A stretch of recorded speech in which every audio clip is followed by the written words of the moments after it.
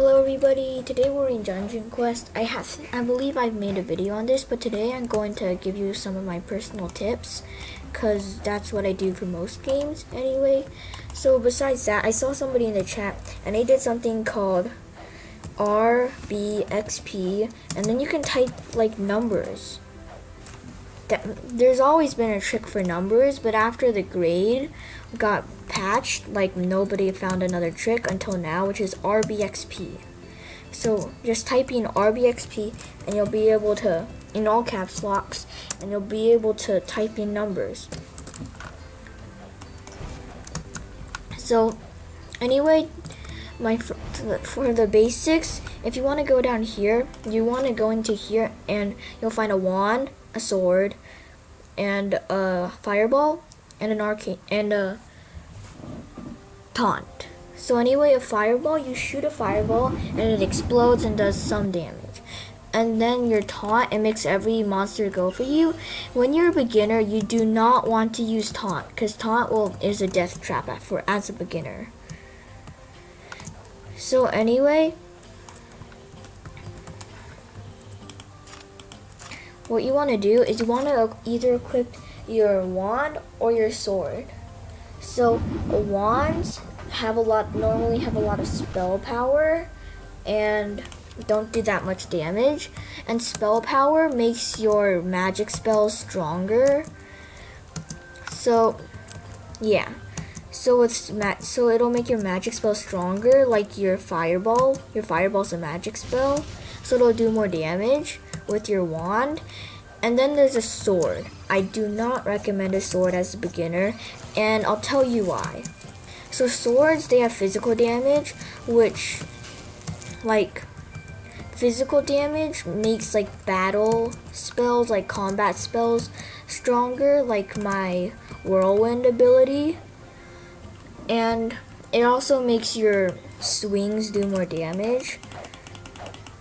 So why I don't recommend this as a beginner, because you'll have really low health and your sword does not do as much damage as your wand, so you'll just be taking damage and not doing much damage. So besides that, if you want to press escape and go to your settings and turn on shift lock switch, because then when you press shift you can do this, because if you don't press shift, I'll show you what happens. So it's my arcane. I'll equip it at slot E, and I'll tell you what that's about. If I'm running away from an enemy, but I still want to attack him.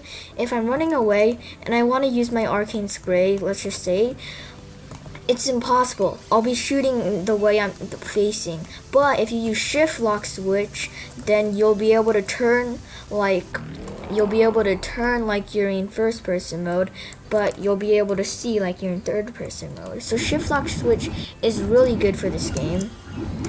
But yeah. So now I'm gonna go on to the spells that I've been talking about. To equip the spell, you want to either choose slot Q or slot E. If you choose slot E, then if you press E, then you'll be able to use that skill. If you choose slot Q, then you press Q, you'll use that skill. So put fireball in the slot that suits you and like you're comfortable with it, because fireball is going to be your #1 spell as a beginner. So now that you know that, I'm gonna go on to some other things. Here is the upgrade station. Now if you're equipping something, you won't be able to upgrade it, so you have to unequip it to upgrade it. And once you're over here, I'm just gonna try to upgrade my magic mallet. With a weapon, you're not allowed to upgrade health. You cannot upgrade health on a weapon. So if you upgrade spell, then you'll have more spell power, which makes your magic spell stronger. And if you upgrade physical, you'll get more physical power. And I already explained what physical power does and spell power. But yeah, so I'm gonna unequip my armor. So armor gives you health, it does not give you defense. So when you go up here and you upgrade armor, you can upgrade anything. You can upgrade any category for armor, but health, it makes your armor give you more health when equipped. So some people might not know this, But armor also upgrades your physical and your spell power. So my mercenary helmet and my novice armor both give me a lot more physical power than spell power. So anyway, I'm going to go to the sell place now. So when you want to sell something, you just go walk up over here and you want to sell the thing that you don't want. I don't want like this novice one because I already have a magic mallet, which is way better than it. So click it and I'll sell it. And I'll get money for it, which will help me in future upgrades. So anyway, this green circle does nothing. It'll probably be something in a future update. There are other spells, as you can see in my inventory. I have Holy Barrier, Arcane Spray, and Redemption, and Whirlwind. But anyway, let's go to a dungeon. So if you go look over here, there'll be a play. You can either create a dungeon or join a dungeon. If you want to create a dungeon, if you want to go, there's these difficulties. You can't just go all the way to nightmare mode, because if you look at this, if you go to nightmare mode, you have to be level 27. If you want to go to insane mode, you have to be level 20. If you want to go to desert temple, you have to be, hard mode, you have to be level 12. And if you want to go medium, you have to be level 6. So there's also something called hardcore. Hardcore is it's its own thing. Hardcore mode means you have 1 life, but you'll get twice the loot. Oh yeah, and there's also Winter Outpost. In Winter Outpost, everything is harder. Like easy, required level 33. Medium, required level 40. Nightmare, required level 55. So up here you can do private lobby if you wanna join if you wanna only play with friends. And there's minimum join level. So minimum join level, if you want like pro people, then you have to set it something like really high to get pros into your dungeon.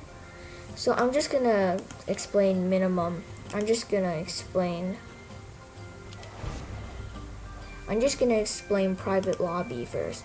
So in private lobby you have whitelist, so you can whitelist people that you want to join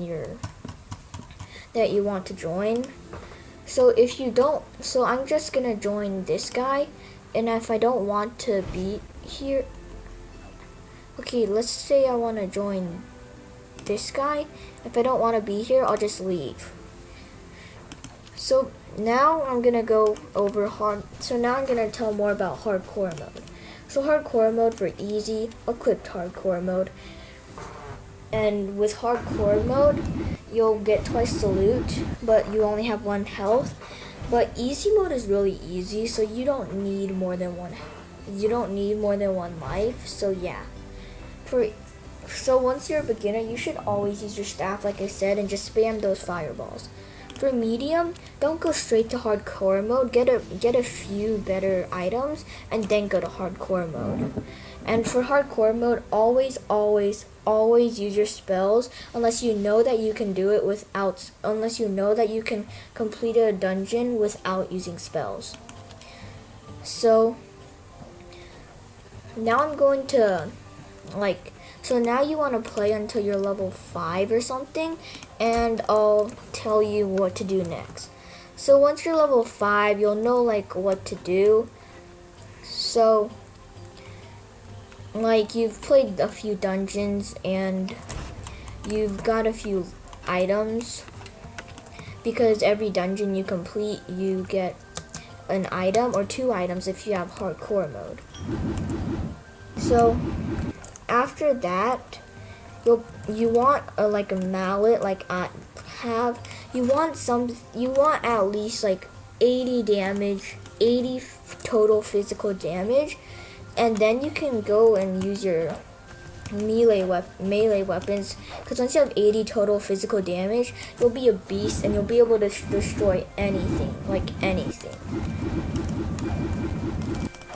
Well, anything that's in your difficulty level anyway. So you'll also have some armor probably and some extra spells. So yeah. So now I'm gonna go into some details. So like for your skills, if you notice that when you level up, you'll get a red plus.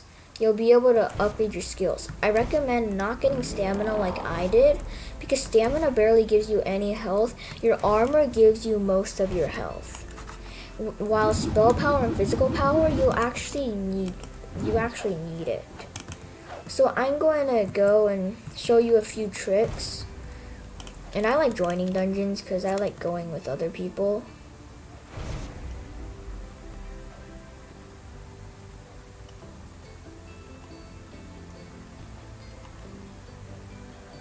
So I'm just gonna join this guy.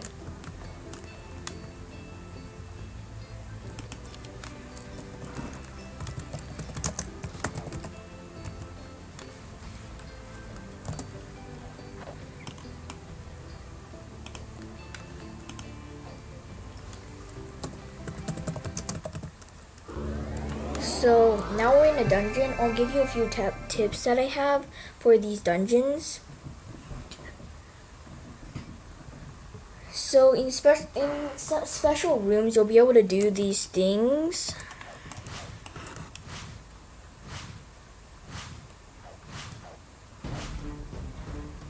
Yeah. Wait, no, not this map. So anyway, you might notice that you have to be every single mob in the room to go on to the next place.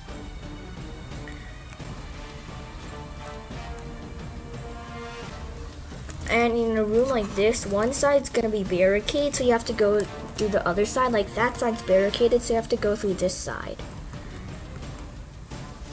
And then in this map, there is actually a trick. You can go and attack mobs through the walls at this side, like me and that guy are doing. So you can attack people through walls, and I'll show you again over here. So you can attack these guys over here through the walls. And that's just really easy because they can't attack you, and that's just free kills.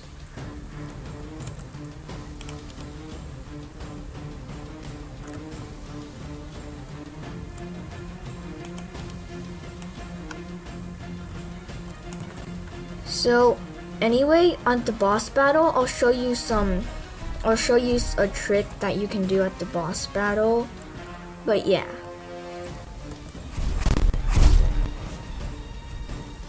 I'll let those guys clear out that area. And once again, you can just absolutely annihilate everybody through the walls because they can't attack you.